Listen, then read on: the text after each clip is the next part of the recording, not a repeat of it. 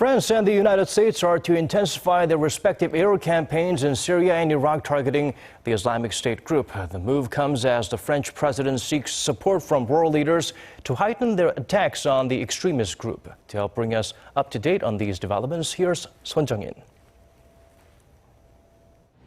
Less than 2 weeks after the deadly attacks in Paris, the leaders of the United States and France sat down together to reaffirm their commitment to destroy the Islamic State militant group. The two met at the White House on Tuesday.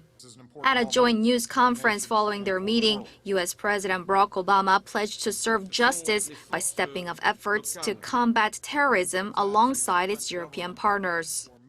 This barbaric terrorist group, ISIL, or DAESH, and its murderous ideology, pose a serious threat to all of us.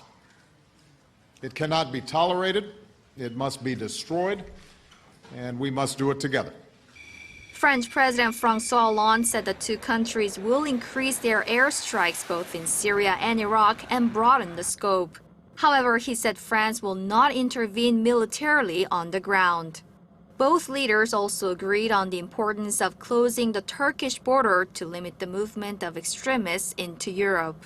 On Turkish downing of a Russian jet along the Syrian-Turkish border earlier that day, both leaders urged Russia and Turkey to avoid escalation.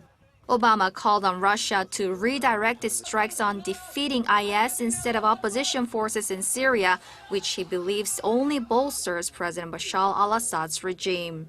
President Hollande said he will reaffirm that point when he meets with Russia's President Vladimir Putin on Thursday. Meanwhile, in a bid to rally support for a more coordinated international campaign against IS, Hollande plans on meeting with other world leaders this week, including Germany's Chancellor Angela Merkel on Wednesday and China's President Xi Jinping on Sunday. 손정인, Arirang News.